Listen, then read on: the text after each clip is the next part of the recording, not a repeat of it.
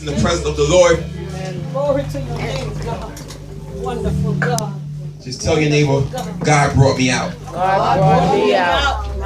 I believe that this is a very familiar scripture, a very familiar Bible story about Daniel being in the lion's den. I believe that we should also know, even about this time of exile in Israel's history, that Daniel, in spite of who was around him, he was still able to have a relationship with God that was not just an inside relationship, but even an outside relationship among the people.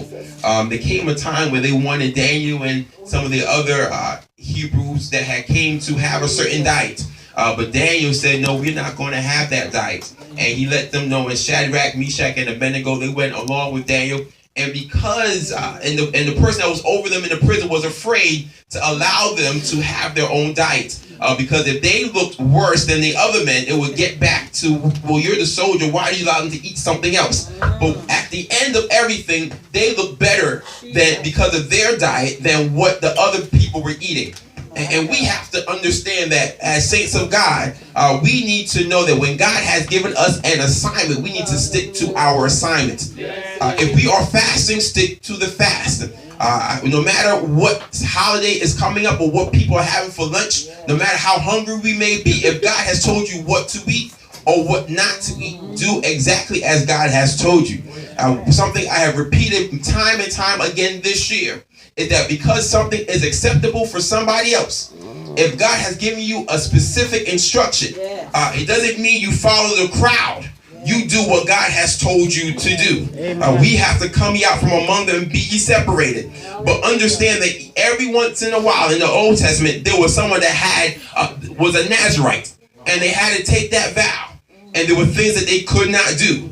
And we have to understand, as children of the Most High God, there's some things I can't do. There's some things I cannot eat. There's some places I should not go.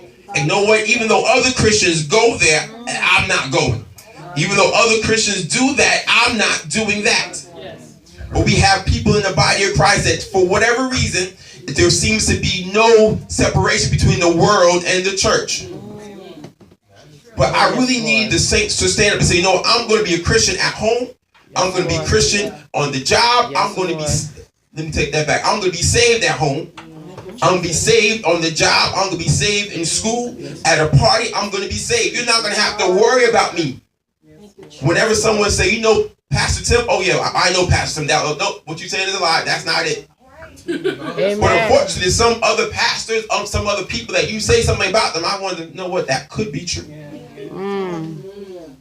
But why can't all leaders, why can't all saints that are saved have the same reputation?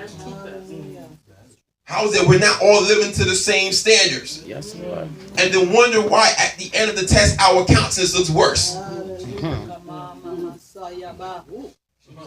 For Daniel and the 3 Hebrew boys, their countenance looked better because they did what God told them to do. And because and this is where favor starts to work or continues to work in their lives. I'm just going to fast forward to chapter 6 if that's okay. And Daniel had favor. Daniel had favor. He reminds me of someone I know named Daniel. Yes, Lord. Has favor. And has a way of being set up top and set in charge and set aside for a particular use. Daniel has favor. He was set aside. And while he's been set aside, the Bible says that he was made one of the 3 presidents. There was 120 princes. And there were 3 presidents. And he was the first president. He was the main one. I understand that even though sometimes people may have your same title, it doesn't mean that you are always on the same level. Yeah, there are plenty of rulers in different countries. I think Russia has a president, but it doesn't mean he's on the same level as our president. I know that's right. Yeah, your manager and my manager same title may not be on the same level.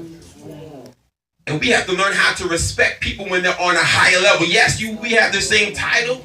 Yes, we're both brothers and sisters, ministers, elders, even pastors, whatever, evangelists, whatever it might be, missionaries, whatever it might be. But at the same time, can I respect your seniority? Yes, Lord. Can I respect your experience? Can I respect your education and your knowledge and what God brought you through? My God, my God, my God. And they had a problem that Daniel was first. Well, first thing, he wasn't from the same country as them. So they felt that he shouldn't even be there anyway. And we have to understand that this world is not our home. Amen. So sometimes people look at the saints and feel like, you shouldn't be anything on the job.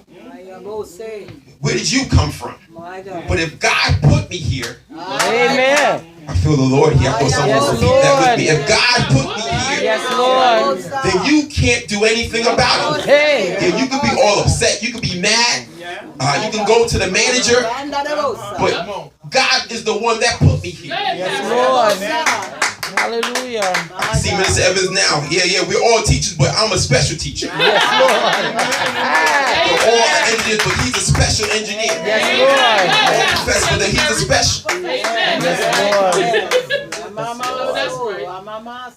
And we have to respect what's special about that person.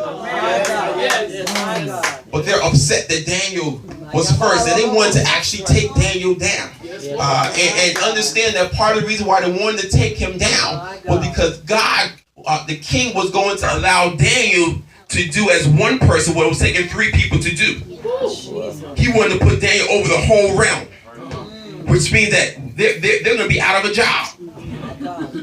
And I'm not sure if they really wanted the job or they wanted the position. And people get upset when you get them out of position.